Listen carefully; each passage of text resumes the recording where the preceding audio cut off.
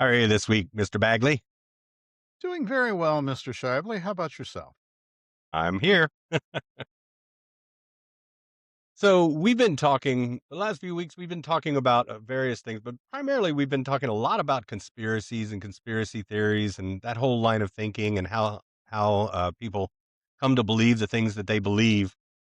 And one of the things that keeps coming up that seems to be one area where we kind of have a very different perspective or kind of come at the subject from different angles is the concept of, and I'm going to use a very widely used term these days, psyops, right? I Dun mean, dun! exactly. You can't really open up a podcast these days without somebody talking about psyops, right? It seems that way, don't you think?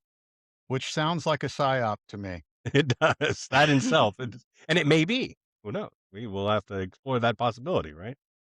Yeah. But, I mean, what do we really mean when we're talking about psyops? Because, at some level, you could almost basically say any type of manipulation or any type of trying to convince or make somebody do something for certain that you want to make them do is a psyop, right? Yeah, I At mean, I some level. think I went through the explanation last time of, how advertising has come to be and Edward Bernays and the fact that, for the past century almost, um, an aspect of convincing people of things in order to be able to manipulate their behavior involved psychology, which, you know, becomes a psychological operation, which this then is shortened to psyop. So, yeah, I mean, to some extent, you can say that anytime anybody talks to anybody else to try to sway them to their perspective, it's a psyop. Right. But I think where people start to really get concerned and start to point fingers or try to uncover the veil of secrecy, right? Of stuff is when we're talking about something that's really kind of a nefarious intent, right? Somebody where we're really trying to manipulate somebody for our own purposes or for a purpose that may not be being said upfront and being clear about. Is that the Yeah, I right way to mean, say it?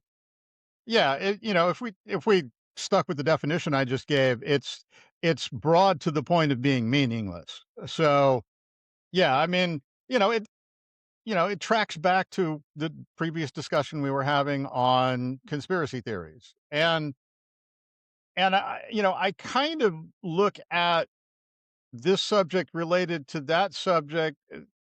Um, I feel like a misapplication of focus on things on all of this is that a lot of people want to look at these things. Is something a psyop? Is it a conspiracy theory? And what they're trying to determine is who's responsible. Um, and that's where I'm looking at you know, when we've talked about, and I've raised the idea of, are we looking at top down versus bottom up? Um, my dark matter thing, whatever you want to look at. I'm, I think that trying to determine who's responsible is not the proper place to start. Um, I mean, in the question of a psyop, um, it's I guess it's just starting with the question of looking at information that you're getting from the perspective of, is this intended to manipulate me in some way? Right. So one of the things when we talk about a psyop, I mean, obviously, when we talked about conspiracies and conspiracy theories, we both agreed that conspiracies do exist, right? We know that throughout history there have been situations that you can call a conspiracy, um, and we also know that there are some conspiracy theories that are at at the very least suspect, right? And something that we can probably throw some doubt at. Um, Shout out to I the think Flat Earth with psyops, Society. yeah, exactly. Well, with psyops, we can basically say similar things, right? Because we can also say that in history, we know we can show examples of psyops where there was some clandestine group, and by clandestine, I don't necessarily mean nefarious, but secret, right? And that weren't necessarily exposing themselves or out there saying, "Okay, we're this group and we're trying to manipulate you to do this," right? But they were, right? I Right. mean, Oh, like absolutely. for one of the examples that people like to throw out there is, the all of the research done by the Tobacco Institute, right? That tried to show that that tobacco and that smoking cigarettes wasn't the cause of cancer, right? Hmm. Um, and we know that there because we have all the thousands of pages of documents, probably more than thousands pages of documents showing all the back and forth conversations that they had in secret, trying to say, let's make sure this information doesn't get out there and let's make sure we push this information, right? And as you could say the same thing with the fossil fuel industry or the various industries. And to some level, you could also say the same thing about things like the sugar industry, right? We talked a little bit about that in our on our preparatory meetings and stuff, where Yeah. we're go ahead. Yeah. I think an important part in this is that, um, with a lot of that, just because you're kind of looking at one side of the argument as potentially being a psyop, does not mean that the other side of the argument isn't also operating as kind of a psyop. Right, You know, right. a lot of that is, it's still trying to. I mean, kind of my basic definition on that was, is this an effort to try to manipulate your thinking in order to manipulate your behavior? But I mean, the one unified thing here is that it does tend to need to be a some organization or some group or some entity, right? That is has a purpose and is using psychological manipulation to try to achieve some goal that they have. I I would have wholeheartedly agreed with that, except there's Mhm, another element to that now, which is coming to the picture, which is, dun dun, the algorithm. mhm. Um, because social media is constructed in such a way that it operates kind of according to that same paradigm that it feeds you information to garner outrage, which gains engagement. So, Right. I mean, there's not necessarily a person on the other end of that who's trying to get you to think something, but it functions along the same process of, kind of affecting your thinking to be able to gain a result, which at that point is, watching or clicks or whatever it is in order for, them to generate revenue. Right, but would we actually call that I mean, okay, yeah, I guess at some level we have to call it a psyop at some point because, I mean, obviously the algorithms are not they didn't create themselves, right? They were created by people. And they were designed by human beings. And even if we get to the point where all the new algorithms are designed by AI itself was designed by people at some level, right, to begin with, right? So the genesis is a person with some goal in mind, trying to create something that is going to get, and in this case, it's money, right? And I think we could probably say the same thing about the tobacco industry and the fossil fuel industry. I don't think and I mean, I could be wrong, but I really doubt that those executives in Richmond, Virginia, right, that were that were holding these meetings on trying to sell more cigarettes were necessarily saying, "Yeah, let's go kill some people," right? Let's go make sure that babies are born with deformities, and let's go make sure that people die of lung cancer, right? I don't think that that was their intent. Their intent was to make money, Right. and I think And we it can say the same thing at some level with social media algorithms, right? Yeah, absolutely. Yeah, so it's not like they're I don't think, Zuckerberg I mean, a lot of people hate him these days, but at the same time, I don't think that his intent was to go out and let's cause a bunch of division in the country. I mean, going back to the beginning of Facebook, I'm not sure what you could even say his intent was. I mean, he created something for people to engage online, Right. in a college campus. And, you know, I would say that there was a lot of other input that came about before anybody figured out even how to use that to make money in the first place. But at what point would it become a psyop necessarily? Because if you go down that path and you say, "Okay, well, they didn't mean to cause all this division," but now that it has caused, I don't think we can argue with the fact that it has caused division, and they don't do anything to change that, then how are they actually then going forward and creating it? turning it into a psyop? I mean, I think you have to look at that point. If you realize that you're participating in this, then at that point you're choosing to continue to participate in it. Right, right, exactly. Because then it becomes a conscious action, right? Yeah. Well, and I And then I that's think where the word operation comes in. right, and I think we're kind of implying there another thing that I feel like is a central question in looking at things, or a difference in paradigm. If you look at that, and I think that's a fairly clear example. What I've kind of looked at as like the creation versus evolution paradigm.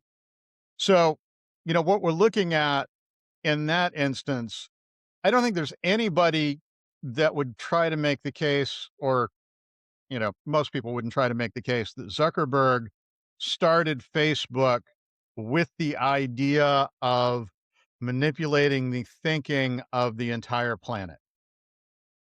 But what we just detailed is how that's evolved from, what he started out as to then, getting to the point of creating these algorithms which feed outrage and that type. So, I think that's a distinction in looking at things, because I think a lot of times when people then come in on the back, like would want to start to have this discussion like now, like if we are going to say, well, what is Facebook? Um, at that point, without going back and looking at the history, there might be people that would come in to make that claim that well, this was created in order to, and that's where you get fun conspiracy theories. It's like, yeah, okay, DARPA came in and created that with, so that the CIA could, Right. But that really goes to the heart of psyops and why and the definition of psyops, right? Because one of the things that we know about any psychological operation is that they succeed most when they really affect what Daniel Kahneman would call our system one thinking, right? Our immediate intuitions, our immediate pattern finding and interpreting of those patterns and things. And of course, that leads into the possibility of intuitive errors, right? Or intuitive biases, right? We talked obviously about confirmation bias a lot when we were talking about conspiracy theories. But when you talk about other intuition biases, that's where what you just mentioned comes into play, where outcome bias, where we see the outcome and we say, oh, well, this must have been a purposeful intent, right? Or somebody must have known that this was going to be an outcome of this, rather than it just being an ancillary outcome that wasn't really intended, right. right? So, I mean, that I think is, I'm hoping that that can help us to start a discussion about how these psyops work and how we can kind of identify. First, let's start by making sure that we can agree on how we can identify these things as psyops, and also keep ourselves from falling down unnecessary rabbit holes, right? Okay, so a couple things. In looking at the fast thinking versus slow thinking um, paradigm on that, I think we need to go back to kind of what we were talking about last time, identifying people who are conspiracy minded versus people who aren't. And I think what happens in that, you got to keep that dichotomy. And when you're presented information, your fast thinking is going to be the confirmation bias. It's whatever information that you're being presented, which confirms the idea that you already had. So if you're not a conspiratorial person, you're most likely to accept the story that you're given that doesn't sound conspiratorial. If you tend towards the conspiratorial, it's just the opposite. If somebody says that, well, this was somebody doing that, or whatever, that's the one that you respond to. So, um, because I mean, if you just wanted to look at it in the abstract, the the examination of something as a psychological operation actually takes a lot more depth of thinking. If you're trying to figure out what that is versus just accepting what you're told on the surface. But I don't think that's a fair, that just then says that the person who's not looking at that as a conspiracy is um, looking at that in less depth. Which I don't think it's fair to make a value judgment on either side. I think it's just keying into whatever is the natural tendency. Right, so you're saying that some people are going to be more prone to seeing this type of manipulation or less prone, I think, in some senses. Is that what you're saying? Right. So I told you I had come up with, um, dug through down to like another couple of layers on things. Um, since we had talked the beginning of the week. So let me give you kind of what I have thought of as kind of the foundation of what we're trying to look at here. Mhm. Um, so this would be, kind of from the perspective of, I mean, not that necessarily everything is a psyop, but kind of holding the belief that everything could be a psyop. So I think that you would agree on the surface. One of the things that we started off doing with this is that we know that there is a partisan divide in the country. So we both agree on that.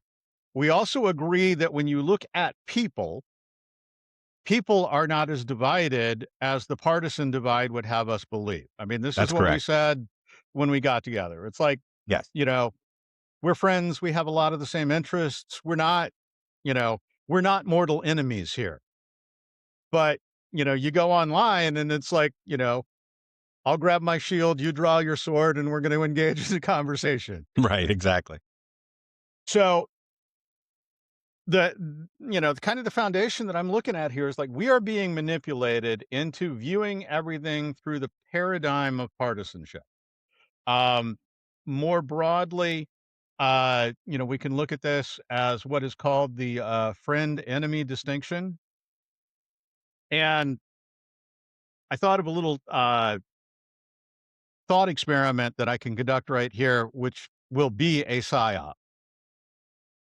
So not sure if you're familiar, obviously the concept of friends and enemies goes back long, long, long time. But Right, sure. the idea of the friend enemy distinction is an idea that was really advanced in the thinking of a guy named Carl Schmitt. Are you familiar with Sure. Oh, him? yeah. Oh, yeah. Okay. Carl Schmitt, the crown jurist of the Third Reich. Exactly. So I have now put in your mind that the idea of looking at things through the friend enemy distinction is, you know, it's done by them. It's done by the bad guys. It's a negative thing to, because we associate the Third Reich with the bad guys. Well, I mean, you finally the word finally came out. I was waiting for the first time one of us used the word either they or them, right? Right. Well, and you know, that's where I feel like the kind of the examination gets derailed because people are trying to identify them, and I don't, I at the beginning I don't think the them is important. Um, I mean, Although it's very important when you're talking about trying to divide people up into an us and well, I feel like that's what's being done on all kinds of different levels, and the them in that is not necessarily the same them all the time, but you can see so many examples of. It's like we talked about on the conspiracy theory debate. It's like you get that drawn into an us and them thing, that's group dynamics. You're either in the group because you see yourself as part of us or you see yourself as not part of them. That goes back to, what we had talked about is groups can define themselves by their enemies. Um, yeah, but I and mean, I'm gonna push back just a little bit on that, okay? And I'm gonna say you brought up Carl Schmitt, and in retrospect, I think we can probably agree, I hope we can agree, on the fact that when we talk about them, when we talk about Carl Schmitt and the Third Reich, they they had this intent specifically in order to create an us, right? I mean, they really were trying to specifically divide and try to create an us so that they could, and the us was an us that they could control. Yeah, I mean, it's like I said, when when that is done, it's done in two different dynamics. One is wants you to be part of, I want you to unite with me, be part of us. We are the same. And the other one is, oppose them. They are the enemy. They're the other. Yeah, I mean, and this is, it's kind of my thing. The Nazis did that to some extent. That happens all over the place. Um, and if you wanted to look at the us and them in this example, which again, I'm not trying to determine even who that is yet, but the them in this example would be whoever is trying to get you and I to see ourselves as us's on different side and not us together. And I mean, you and I, to some extent, you and I, but more broadly, the right and the left or whatever, division you want to look at there. Right. Right. So, I mean, I guess, it's I'm trying to look at this from the standpoint of I don't want to go down necessarily the road of trying to define us and them in the sense of right versus left or MAGA versus non-MAGA or anti-MAGA or whatever the opposite of that is, right? Necessarily, and we could certainly go down that road, but I don't think that gets us any closer to actually understanding the is of what is happening, right? Overall, Right. Well, let me see if I can, get through this a little more. I kind of wanted as a sideline one of the things that I've identified here as, looking at discussing things, I've realized that there are different levels of, you know, understanding for this. Cause it's like there's a lot of stuff that it's like I've seen different things and like things kind of snap into place and I'm like, okay, I understand, or think I see some of what's going, putting the puzzle pieces together. Um, but I've realized that there's a tremendous distinction between potentially understanding a perspective and being able to present that perspective to someone else in a coherent manner. right? And even more so, then there's another level on that of trying to present that perspective in a coherent manner to someone who doesn't share that perspective. So kind of one of the fun things. But what I'm seeing here, um, well, I mean, one of the things that I wanted to look at with kind of the psyops thing, it's not necessarily about it being psyops or looking at who they are or anything like that. What I'm looking at, one of the things that we did this week was we both watched almost 3 hour podcast with a you know military trained behavioral expert who has worked in this field where he was detailing, this is what he does now is training in these types of things. And he Sure. was Yep. detailing different ways to identify these things or mechanisms that these are done. Um, so I looked at that as kind of being, well, if you take the mechanics of that, that can be one of, like my transparency analogy. You lay that over different things to see if it corresponds to, um, if this looks like, this is what I'm seeing.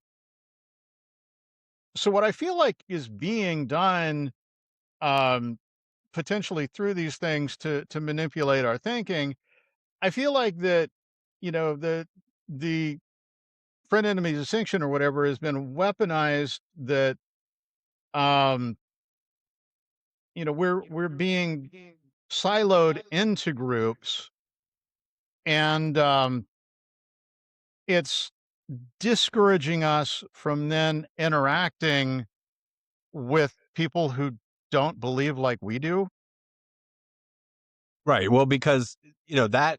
the one area that where it really does cross over into kind of psyop territory is in how it affects people emotionally, right? Right. I mean, that's a very, very powerful thing, and that's one of the things what's his name? Charles Chase. Chase Hughes, Chase right? Yeah, Chase Hughes, yeah.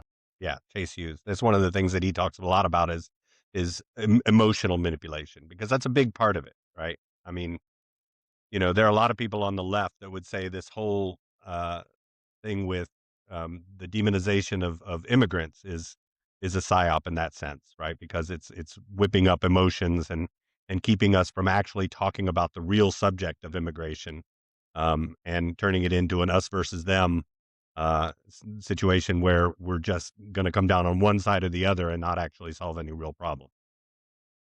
I would say the whole immigration subject is a psyop. You've got people in and you see this in the way that stories are presented. Both sides are trying to manipulate, the people that are part of that into, advancing measures on um Right, and we're not working from the same facts either, right? I mean, because we're being right. presented different facts, which is Well, it's part of the op part yeah, of it. and I think we had talked about, I mean, I've felt immigration was one of those things to where I didn't feel like, I felt like I was somewhat out of the partisan side because I didn't align strongly with either of the the most extreme perspectives, which is all Right, you're the allowed to parts that are have. making the people the most emotional about it. Yeah. Yeah. So I always kind of looked at that. And, one of the things that I had come to a while ago is that I feel like, even if you want to look at it just in the context of parties, immigration is an issue that neither party wants to solve because they can use it to rile up the base.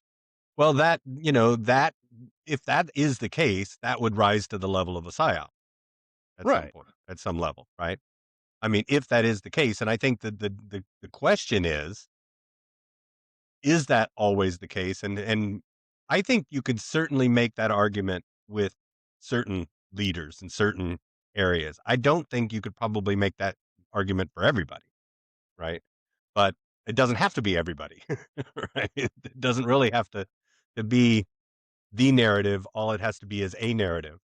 Um, Yeah, it in just has to, it just has to be and the people promoting it don't even have to believe it. You just have to get enough momentum there to get everybody else emotionally invested. Right, right. Well, I mean, one of the things that I came away first of all when I watched the stuff with Chase Hughes, one of the things that you first think about is, man, I mean, we're just constantly being manipulated all the time, right? But then the more you think about that, you think, well, of course we are. I mean, we live in a complicated and dense society, right? I mean, we're constantly interacting with lots and lots of people, most of whom will never have the ability to know or really feel anything about, right? I mean, I think at one point he even talks about the fact that we can really only kind of feel anything really for maybe 120, people or so, right? And the rest is just apathy, right? To some extent. I mean, we can have humanitarian ideals, right? Yeah. And morals and ethics of just general wanting people en masse to be happy, right? Or to be not suffering, but not necessarily down to the individual level. Right. But Yeah, he brought in well, let you finish your point and then I'll well, I mean, I was just gonna go to the point of it doesn't I mean, just because that's true doesn't necessarily I mean, I think when you watch that, it's very easy, and you mentioned this statement earlier on, where you talked about everything being a psyop or whether everything was a psyop. I don't think you were saying that everything necessarily was. But when you go down that path of thinking, it's very easy to get to that point where you think everything is a psyop, don't you think? yeah, and I mean, it depends on what you do with that. I mean, if you're using that idea to think critically about every piece of information that you're taking in, I don't think that that's a terrible thing. Um, because you're putting more effort, you're trying to shift into slow thinking at that point and not do the fast thinking. Um, if you're then using that to construct, if you're taking an entire wall of your house with the little pictures and the little strings of yarn connecting things, and you're making this whole huge murder board of what's going, then you may have a problem with psyops. So it depends on what Maybe have a level problem you're. in general. Yeah, it depends on what level you're approaching that from. Um, Right, because I mean, if we do go down that road and we start to think that everything is a psyop, one of the traps that we fall into right away is that unfalsibility trap, right? Because you can create scenarios for just about everything that basically turn back on themselves, and the minute you start to try to investigate it, just it's you make it unfalsifiable, right? You make it well, to where everything just constantly reinforces itself. again, I feel like the danger there, where it gets dangerous, is the focus on, if you're examining things with the primary motivation of figuring out who, if you're looking at what and trying to figure out, what the heck is going on, I feel like that's potentially a healthier perspective to be coming in with. If your primary motivation is looking at everything and looking as a manipulation to then figure out who is manipulating me, and for your opposition there, yeah, that gets really dangerous and potentially unhinged. Doesn't that kind of describe a lot of where we take our ideas in terms of how we've gotten to the point where we are today? I mean, for example, um, and I want to tread lightly here because I don't want it necessarily to go into a specific political discussion, but at the same time, the general idea of the government and the deep, you know, the um the deep state, in some senses, that is kind of a who kind of exploration, is it not? Yeah. Um, but people get into that to be able to draw distinctions between us and them. Um, and eh, unfortunately, frequently, I think it's the wrong distinction. They look at it along partisan lines versus, the people in power versus the people who aren't in power or whatever. I mean, I think that we can agree that at a basic level, there are people with power. Yeah, that's true. So I think where that gets money is then when people start trying to point fingers at being who the group is that's in power that they're opposed to.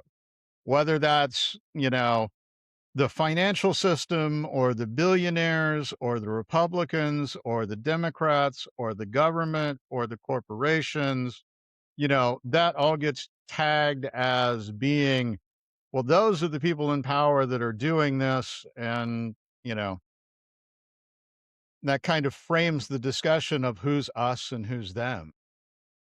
Well, I mean, I think what we're seeing now, though, on some level, is more distinction or more clarity in terms of not there being one them, so to speak, or one they, but multiple thems and theys that all have their own agendas and their own interests, and sometimes they align with one group and then another group, and try to manipulate as long as it gets them further down the path of where they want to go. I mean, you could make that argument with the tech bros, right, who were all solidly Democrats 10 years ago or 20 years ago, um, and then shifted when they found their alliances were better served with other groups, right? For example, Oh, and would you that's not? that's that's another solid element of the power structure. And, you know, I think you could make the argument looking at the tech bros that they're not Republican or Democrat. They're advancing their own Their power own structure. interests. Yeah, Yeah. exactly. Yeah, right. And I mean, every group that I just laid out, that applies to. They are all part of the power structure and they tend to get Right. singled out, but they're all, and I kind of look at, the power structure at large, um, as being something akin to the functioning of OPEC. Um, and it's, remember OPEC really coming to the fore in the 70s. Sure. I Yeah. know I know Saudi Arabia is one of the primary countries in there. Who's another OPEC country? I Oh, don't there even was, know well, who's. Venezuela for one. Yeah, I mean, there was, well, Oman, there's, the United Arab Emirates, a bunch of them So over there. so to some extent, all of those countries are individual entities, but they are all part of a group that has united to act in the interest of the group. Right. Exactly. And that group was able to push policy to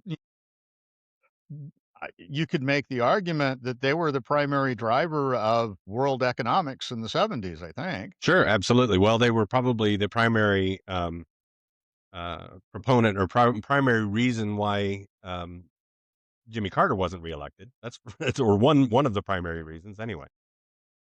So that's the way I look at all of those, individual entities that I just laid out as, member countries of OPEC. They they are part of the power structure, so to some extent they work together to advance the interests of the power structure. And then that works as long as their interests are aligned, and then if it comes to one group versus the other, then, you can have some infighting in that. Well, Uh, what you seem to be suggesting is, yeah, what you seem to be suggesting is that intent is needs to be part of the discussion. I mean, at some level, it is. I mean, I think we both agree that the tech bros, or, that's what we call them these days, I guess, um, is their interest is in their, financial and, well, I think in some greater ways, kind of a libertarian, you know, leave me alone, let me do whatever I want kind of mentality, right?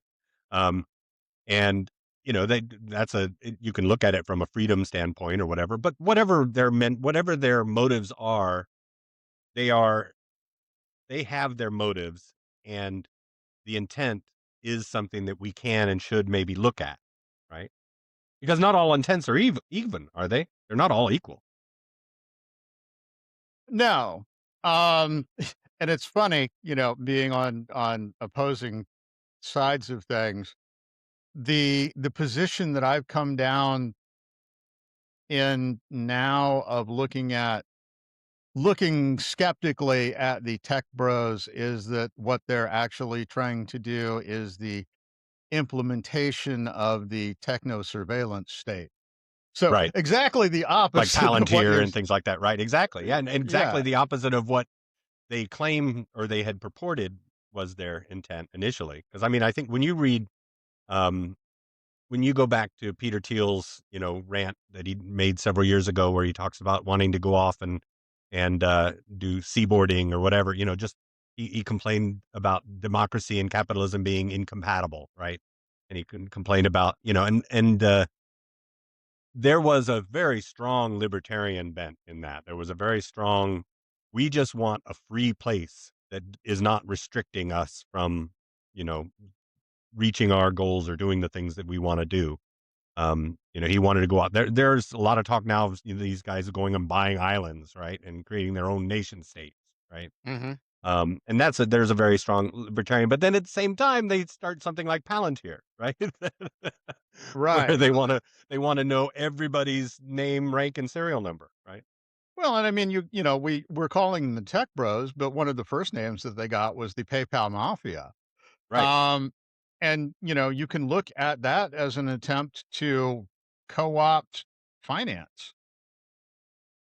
right, You know, exactly. it's like to develop a universal payment method. And I mean, there's a lot of things that I like about Elon Musk, but I'm really, it's always struck me as incredibly problematic, this whole idea that he talks about that he wants X to be everything. Right, You know, what's right, your information, your finance, your shop, it's like, right. yeah, I mean, no, the question is, no. well, okay, why? So you can control it? What? What's your goal here, right? What's your intent, right? I guess that's where I'm going with this because I do have a method to my madness here in the sense that we can think there. I mean, I believe that there are people in the world who have good intent. Right? I do. And I believe that there are people with power that have good intent. I mean, I look at somebody like, I mean, there are a lot of people, especially on the left, that want to just say there should never be any billionaires, and if you're a billionaire, you're automatically evil, right? But what's his name at Berkshire Hathaway? I don't see him necessarily as just that simply evil, and he's a billionaire. Um, I Warren Buffett, Buffett, talking yeah, about yeah, yeah, okay. Warren Buffett, Well, but and and if it's the left that's making that argument, they never bring up George Soros. right, sure, yeah. Well, I mean, I think some do. I think some would like to see him not exist as a billionaire either, frankly. But they'll use him for their purposes if because he's helping to fund the cause, of course. Um, but my point being that I do believe there are people in the world who, given power, and this is the question. Okay, maybe not given power, but if they're given power, they would try to use it for positive effect, right? I mean, when I talk to my friends who are doctors, um, they didn't all go into medicine because just to make a lot of money. I mean, I'm sure there are some who did, but most of them don't.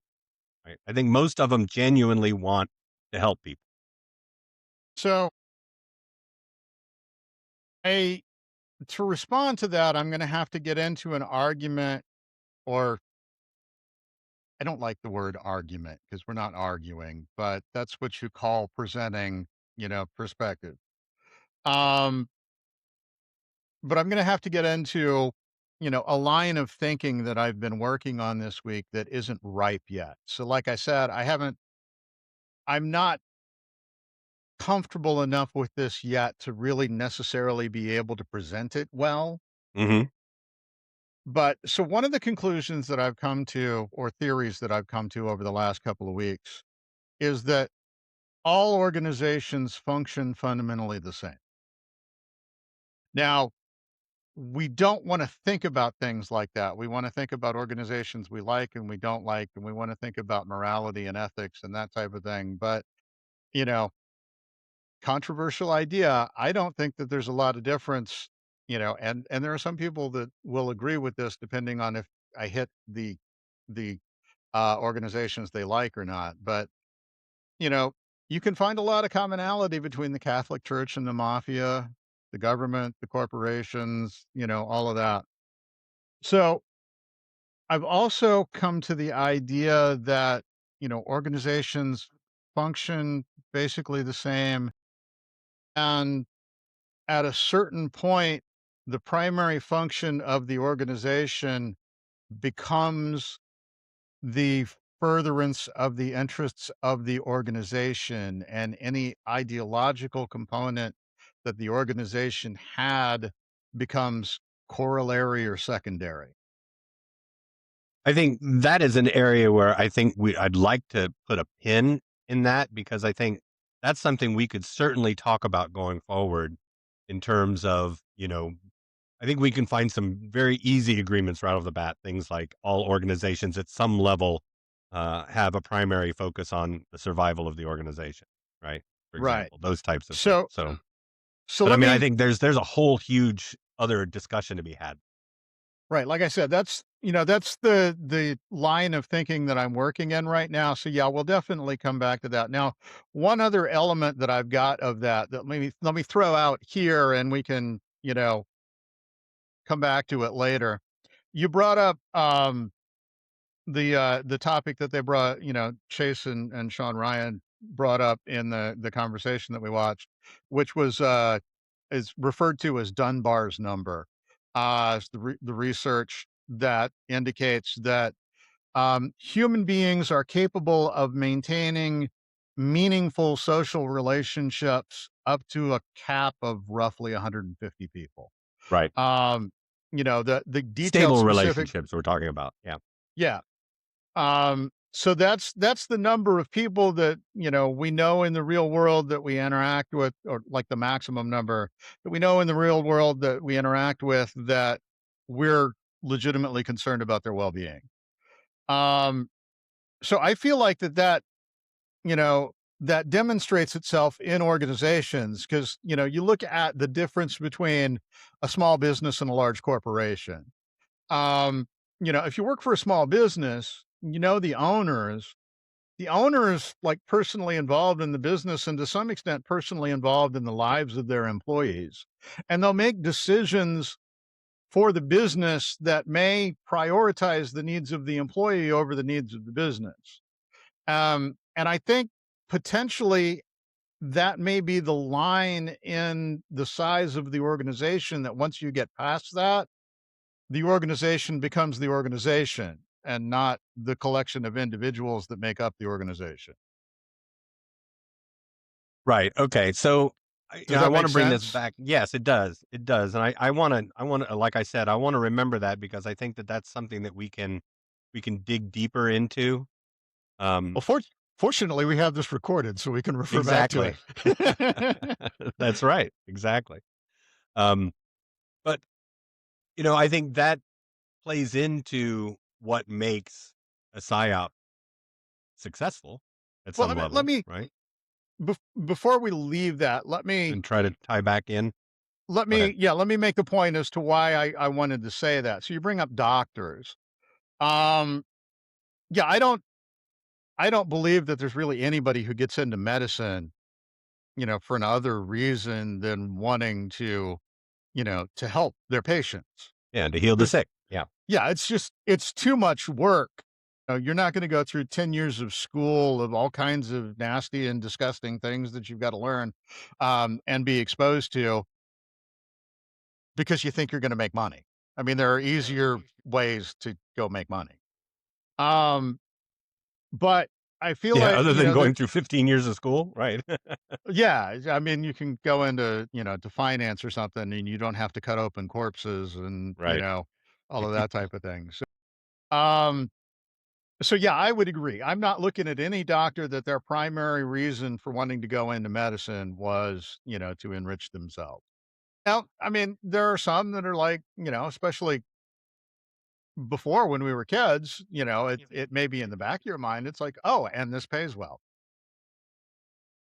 But when you look at the organization then of doctors, the American Medical Association, or, whatever group that you want to look at, there's an organization, that controls the licensing and that type of thing. And I feel like at that point, that's where you get, that ideology that everybody got into it for becomes secondary to the furtherance of the needs of that organization, and is also a control mechanism controlling the licensure and that type of thing, to be able to ensure that the various members are participating in the direction that the organization wants them to go into. Right. Okay. So how this ties back into our subject here, I think one of the things that we have to do, I always try to look at the situation of whether or not I'm being manipulated by somebody as their I think it is important to understand what their motive is or what their intent is, right? Um, because if I can't figure out the intent, then doesn't that make it a little bit more suspect that it's not really necessarily a psyop and it's just something that is a byproduct of whatever the situation is? Well, and I think that goes back to, um, and maybe we should link that podcast when we post ours. Hmm. Um, because he goes through a lot of he's got the anagrams that you talked about and that type of thing, that he's detailing various mechanical processes of how that's happened, um, or how that's done. So, I mean, you're starting out looking at trying to identify if we think that this falls into the description of a potential, manipulation or not. So, yeah, I mean, if you identify it as being something that's supposed that, it's like, okay, I'm being presented this information to make me think something. And a lot of time, if you're attributing the description of a psyop to something, it should be very clear what the conclusion that you're supposed to draw from this is, I would imagine, right? Right. It wouldn't be very successful if it wasn't. Right. So, anything that's presenting, clearly presenting a conclusion that you're supposed to come away with, if you're looking at that, then you look at the mechanics and it's like, does it fit this criteria? And then, it's like, okay, so this is trying to manipulate me. So once you've determined that, then yeah, I guess you can look at, um, okay, who's potentially responsible for that and why are they doing it? Um, what I feel like that we need, you know, we not necessarily just looking at you and I, but we looking at society in general with the idea of why we started this is to try to get past the partisan division that, you know, Right. we're seeing destroying us. Um, we need to be able to take off those partisan glasses or take off the lens that we're looking at everything through, um, to figure out, you know, if we're looking at who's manipulating us, we can't be just applying that into the filter that we already have. Right. Right. We have to And be the open to the idea that they are not the they that we're familiar with. right. And well, you said early on that you didn't think trying to necessarily focus on who the they was necessarily the most important thing. Um and I have to think about that a little bit more because I think it is important at some level, but at the same time I kind of agree with you that it's not necessarily the primary focus, or shouldn't necessarily be the primary focus in terms of the identifying the they. I mean, it can be useful, but it's not necessarily as useful to us as an individual as just simply understanding that we're being manipulated to some extent, right? So let me make an analogy. I've always loved detective mysteries and cop shows and that type of thing. So I think you've got to look at it of the investigative process that they lay out in that type of thing, which is you've got to follow the evidence. You may have an idea of who you think the perpetrator is likely to be, but you've got to take the evidence and look at it and be open to the idea that the entity that is initially implicated may not be the suspect that you're ultimately looking for. Right. And you also, I think, by extension, you have to go even a step further to say there are situations where there may not be enough conclusive evidence to prove anything or to prove either Right. thing. I mean, we got into it a little bit previously talking about things like the Butler shooting of Trump or the Charlie Kirk shooting, for example. It's very easy to see some immediate patterns and use our system one thinking to say, oh well, Trump benefited from this on one side, or um, you know the you could blame either side and find some immediate way to say this was a psyop by this side, or the other people say this is a psyop by the other side, right? But you can also say that at some point, until there is enough evidence, because personally, I don't think, or at least I have not seen enough evidence to really know exactly what happened in either of those situations. Certainly Right. not to know all the motivations behind the action, right? Yeah. And if I go too far to trying to attribute based on my own biases and my own thinking, then I'm falling into that trap, right? So yeah, yeah. So let me go back to the mystery investigation model. I think where you have to start with is you have to identify, was there a crime in that Right, analogy? right, So I mean, if there's no crime, then there's no point in, looking at things. And I think that in that investigative process, people too quickly jump to they have a suspect and they start looking for the evidence that supports the theory that their suspect is responsible. Right. And not only that, but because they're wanting to make sure that they have the right suspect and have the right, have accused the right person, they want to know, understand motive, they want to understand intent, all those things that would bolster in their minds the belief that this is the person responsible for this. And that's why I brought up both of those two situations because I think we can agree generally the the two people who were responsible for those two things, but we don't know all the details necessarily. Um, and so there are a lot of questions that have not yet been answered, and maybe never will be answered. I don't know. I'd like to think that they'd be answered, but there's no guarantee. Yeah, Um, because we know what happened to JFK. right. We know what happened. We certainly know what happened, right? We saw it on film, right? Right. Well, I mean, we know who's responsible, and that's 70 years later. We still have questions We about still that. have So, questions. Yeah, exactly. Yeah. And people have gone down plenty of rabbit holes on that, right? Over the years, various rabbit holes. But none of those rabbit holes have gotten us en masse any closer to truth, right? so, so let me throw out an idea on that to think about. Um, so if you look at something like Butler, and Hmm. this is not even trying to explain what we think happened, just looking at Right. the idea that there was this, the assassination attempt in Butler. Um, the left had their theories, the right had their theories.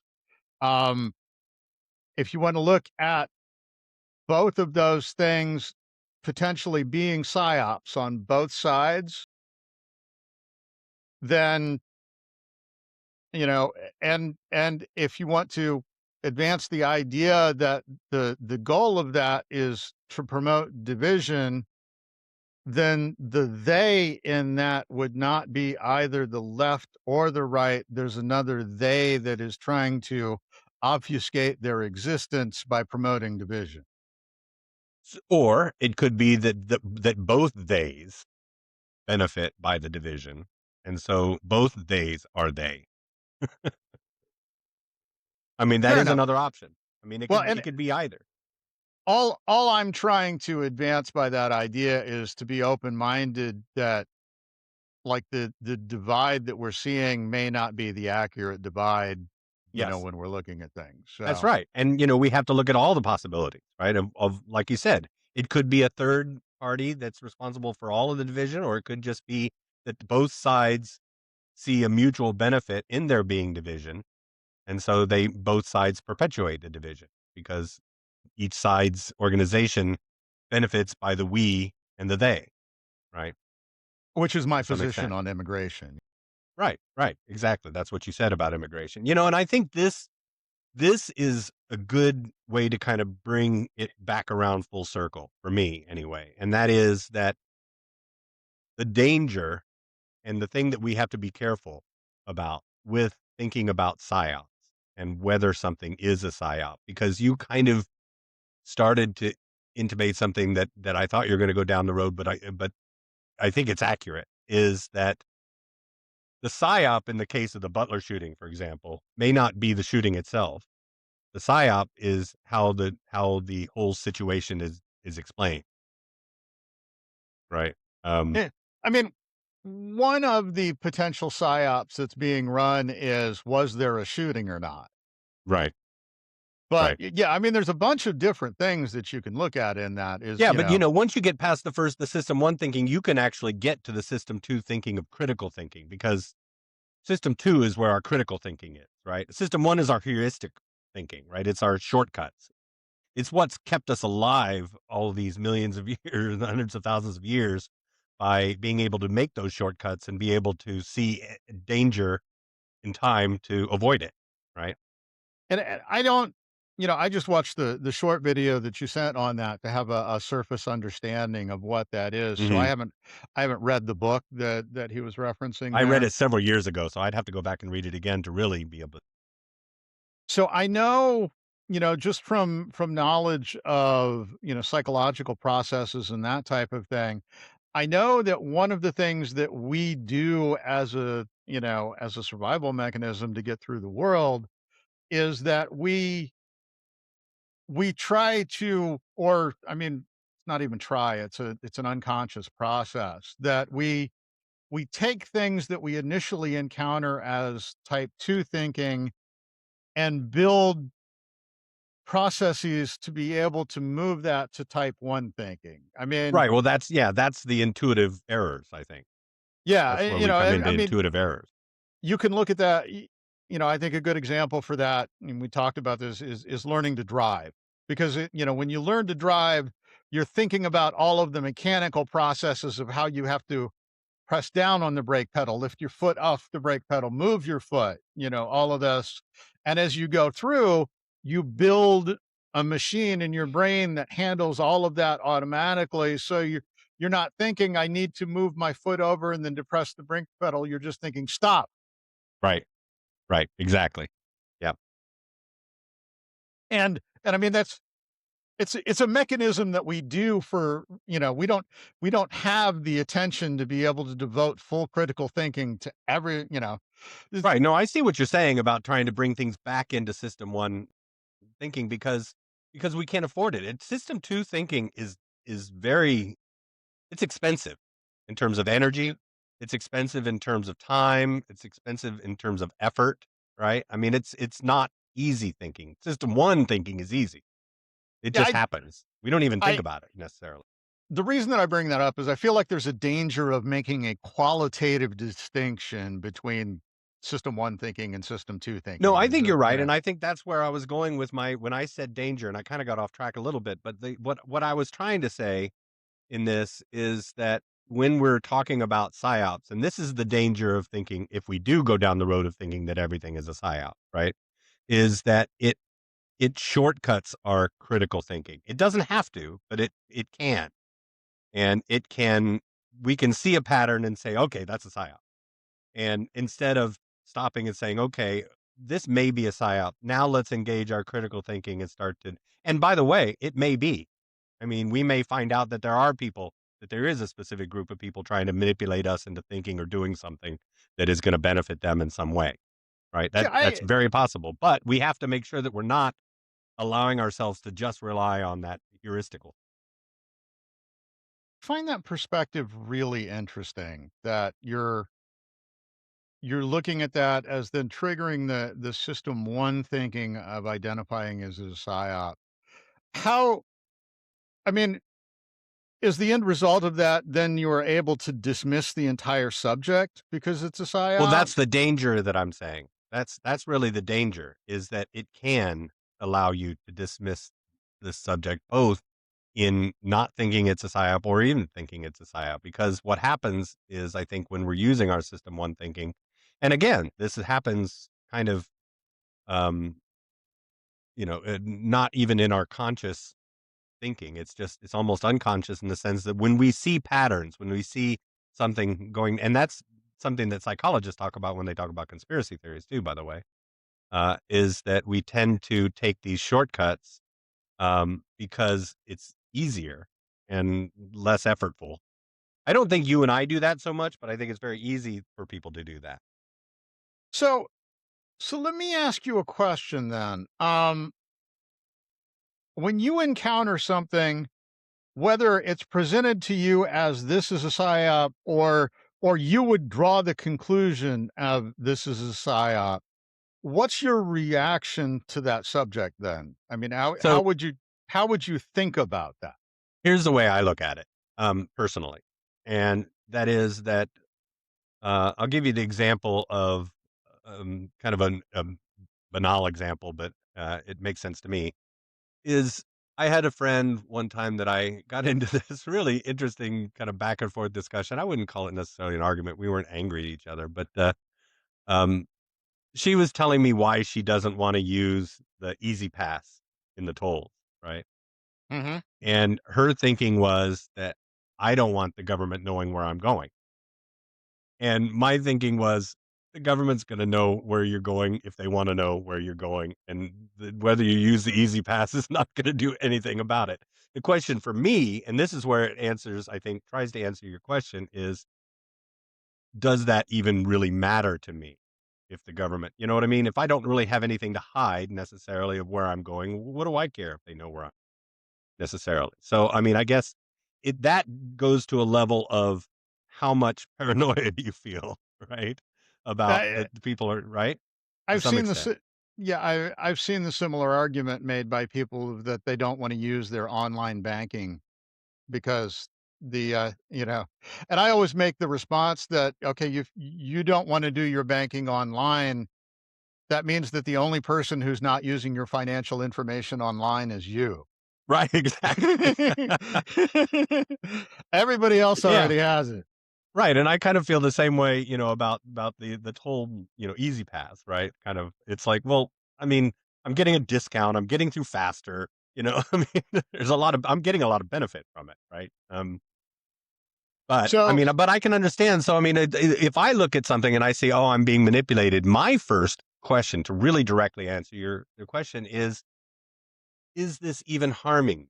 Right? I mean, when we see ads, when we go out car shopping, um, and then all of a sudden we start seeing ads for new cars everywhere we look.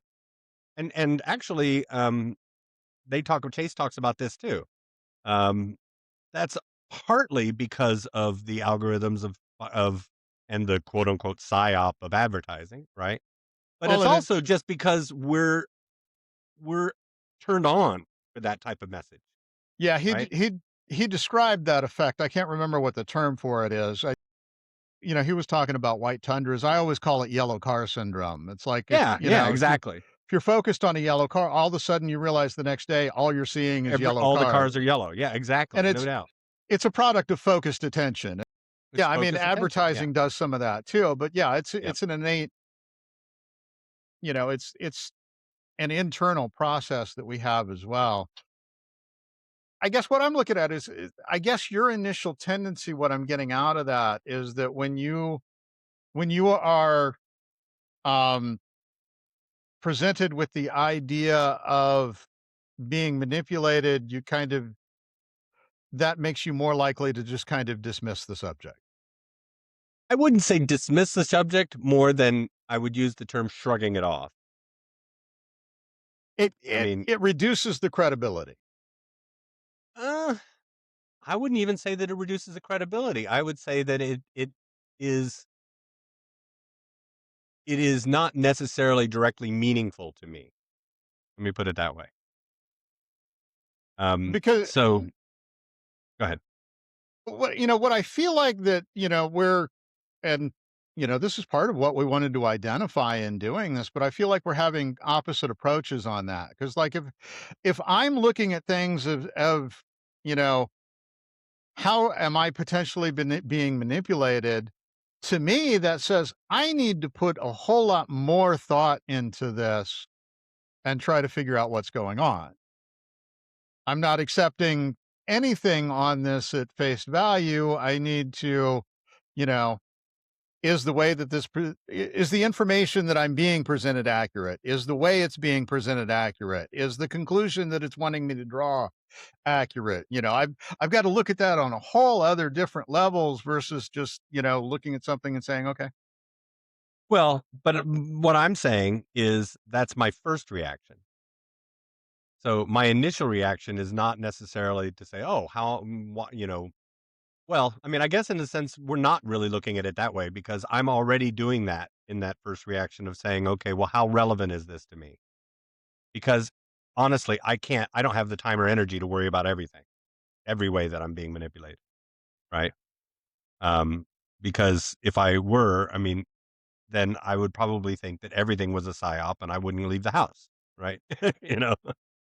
So to some extent, I mean, I'm being a little bit facetious here, but you know what I mean. That's why my wife doesn't talk to me about these things.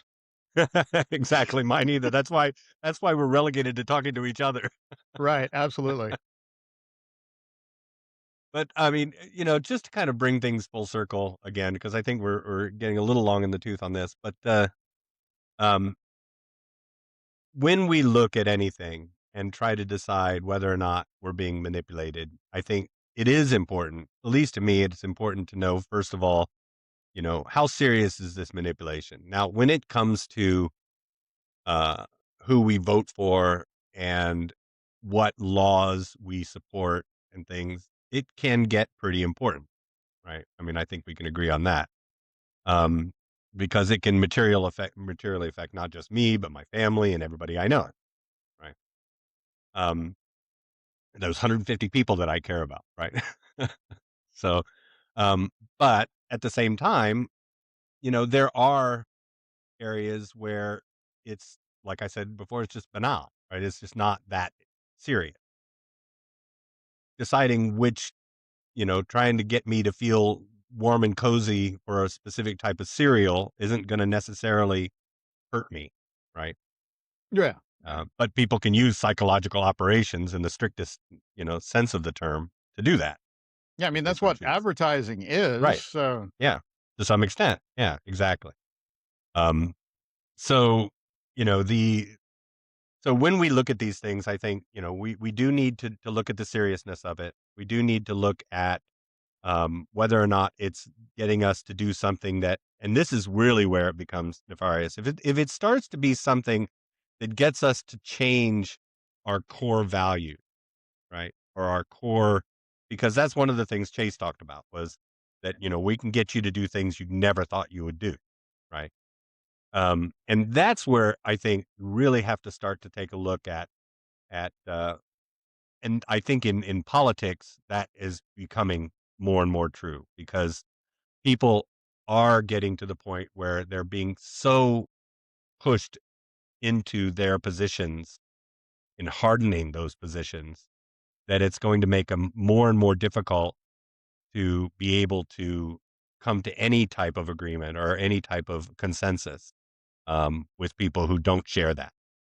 well, one of the concepts that,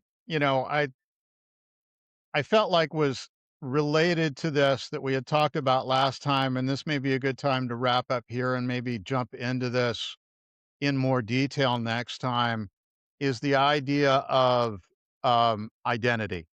Hmm. And, we talked about that with the conspiracy theories. If your Yes. belief or, if you're incorporated into a group or community because of your belief in something, whether that's by rejection of the other group or, your voluntary acceptance of, you know, a group, once it becomes part of your identity, that you're able to be manipulated by your identity a lot more or, controlled by trying to maintain your identity and group membership. Right. Well, certainly, and this I think is probably a great preface to head into that type of discussion. I think that's a very good idea to think about talking about that next in terms of identity, because anything I think we can agree that threatens your identity is going to be automatically be something that puts you on the defensive.